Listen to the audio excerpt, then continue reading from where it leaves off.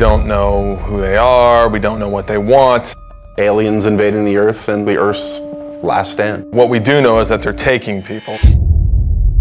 It's basically not a remake, but a reimagining of the original XCOM game. Well, core principles from the original that we wanted to build on was basically everything. XCOM is about Earth being threatened by an unknown enemy. The world bonds together and they form an elite military organization, the most elite in the history of the world, and that's where the player comes in. They are the commander of this organization. I think we were all fans of the original, you know, working for Firaxis, we're all fans of squad-based, turn-based strategy, so I've played just about every turn-based strategy game out there.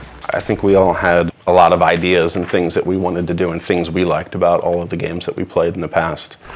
Just really finding the fun things and eliminating the things that, you know, we didn't really care so much for. So we start with the original game and we play it and we say, okay, well, we find that new players or even us old diehards, like we find this concept, we can improve this a little bit. And one of the first things we looked at was time units. And the idea was that your soldiers had a certain number of time units to move around the battlefield, to perform abilities, take shots and things like that.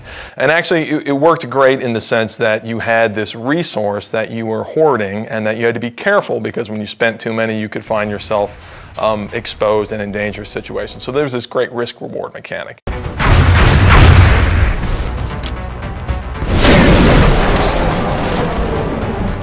We said, okay, how can we simplify that and sort of free up all that headspace that takes up in the player's head? We sort of turned the time units into a simplified version where the player has a number of moves that they can perform per turn, and they can choose to move, they can choose to move and shoot, they can choose to move really far, and then based on different abilities their soldiers have, maybe they can use those abilities to do different things. But it still has that great risk-reward mechanic. Look, I need to run really far this time, but when you do that, you're always taking the cost that you're not going to be able to shoot, and then you're going to find yourself in a difficult tactical position.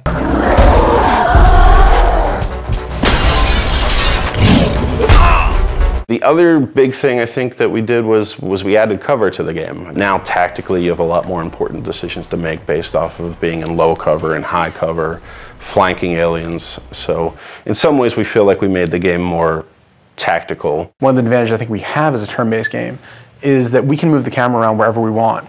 If you're making a game that has real-time response, players get really upset when you take control away from them. Well, we do that every other turn. There's been a very cinematic approach to the game that we're making now that wasn't available then, simply because we can move the camera around and take advantage of the fact that we have a 3D game. We're still leveraging the 3D and the tech that we have available now to make it a much more compelling experience, I think, visually, than they were able to do back then. The Glamcam was our way of kind of making a turn-based strategy game sexy. It was a way for us to take the camera and put it in the environment in a way that kind of got you out of the normal gameplay mode, but let you see things a little clearer and a little more up close and feel like you're a little more part of the action.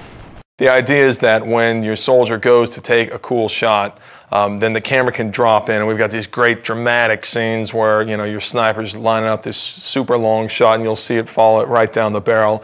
And what that does is it allows a little more of an intimate connection between you and your soldiers. And of course it increases the drama of the actual combat. And the Glamcam is a great way to do that. That's just one of the ways that we sort of get the camera down there so the player can sort of see combat from their soldier's perspective. The base was a really unique challenge for us to design. When we started on it, it was flat and more like a level in the game. And we really wanted to have base building, but we ran into some really difficult challenges on it being flat and working more like a level. And at a certain point, a couple of my guys had come in and they said, you know what, we keep talking about this as an ant farm. Why don't we make it like an ant farm? It is very much, you know, the G.I. Joe base that the kid down the street had that you didn't have, that you got to play with every once in a while if you went to his house. So when we made it, that was one of the things I think really stands out. I think it's a really unique feature to the game. It allows us a lot of flexibility for optimization and for the player to be able to build and expand. And it's a really different, I haven't seen represented that way really ever. And on top of that, they're actually expanding the structure, customizing the facilities that they're adding to their base. We want them to be able to see their soldiers interacting and their scientists, and so I think it's this really neat moment where you get into the game and you have this physical structure that you've customized and you've made the decisions about what you want to focus on, and then you can see your soldiers that you've leveled up and you've grown attached to, you can see them interacting, and it's something that I think we're really proud of. We're really excited for people to see.